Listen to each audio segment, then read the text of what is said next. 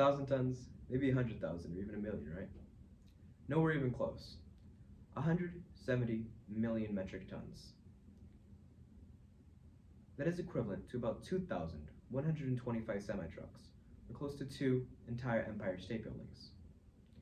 In a world where sugar is being consumed more than ever, diseases associated with its overconsumption have been on the rise, particularly in the young. The average healthy child is meant to eat about 6 to 9 teaspoons, while the average one eats up to 14. That is 25 pounds of added sugar in just a single year. How did this harmful sweet tooth develop into our modern, science-based society? Today, I am here to talk to you about how sugar, despite its sweet moments, has had a history as harm-filled as the harms it causes today. Sugar is first known to be enjoyed as early as the 18,000s on the eastern island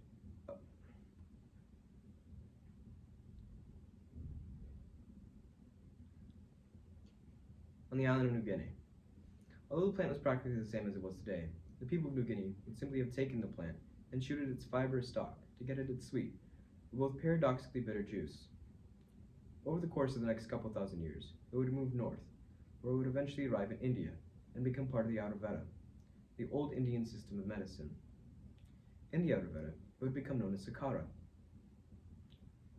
The Ayurveda believes that all aspects of life, be that emotional, political, or even spiritual, had great impacts on a person's well-being. And these herbal practices, or therapeutical remedies, were meant to heal a person's soul. By the 1st century AD, the people of India would develop ways to process and refine sugar to create a substance similar to the modern day. This would become known as khanda. Some of you may have even noticed the similarities between the words sugar and candy, to sakara and khanda, though the uses for sakara and khanda were merely therapeutical. The European people are introduced to sugar as early as the 11th century Crusades, where it would grow incredibly popular with the very wealthy. The subsequent century would bring with it a vast increase of trade with the East, and talk of a new spice that was as sweet as honey, that came from a plant that bore no fruit. It is said that a Venetian trader bringing in over 9,000 pounds of this flourless honey would sell his sugar at 2 shillings a pound. Now it's difficult to convert modern currency to medieval, but considering that the average unskilled worker would make about 40 shillings a year, that is 5% of a worker's annual salary, or close to 3 weeks, to make barely 2 key lime pies. This being said, it's fair to assume that a grand majority of sugar eaten in medieval Europe was eaten only by the primarily wealthy. By the 14th century, we start to get cookbooks and recipes, like the form of curry, that use sugar to sweeten and spice their dishes. The rich did not just eat this wonderful delicacy too. They would create these huge, lavish sculptures surrounding themselves in birds, animals, and people, all entirely made out of sugar. These sculptures would gain the ironic name of subtleties in Europe, or become known as trifoni in Italian. But just a few short years after these lavish models would be created, Christopher Columbus would take this wonderful plant to the New World, where it will be harvested and tended to by the hands of unpaid workers. Sugarcane is first known to be harvested in the 1640s on the eastern island of Barbados.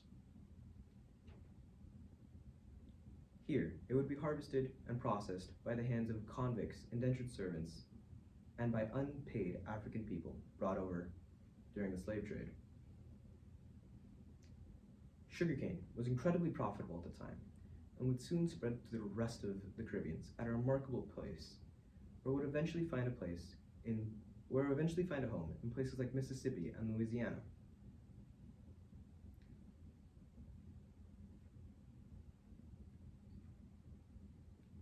Unlike plants like grain and wheat, sugarcane could simply not be harvested and taken to a place for it to be processed and refined.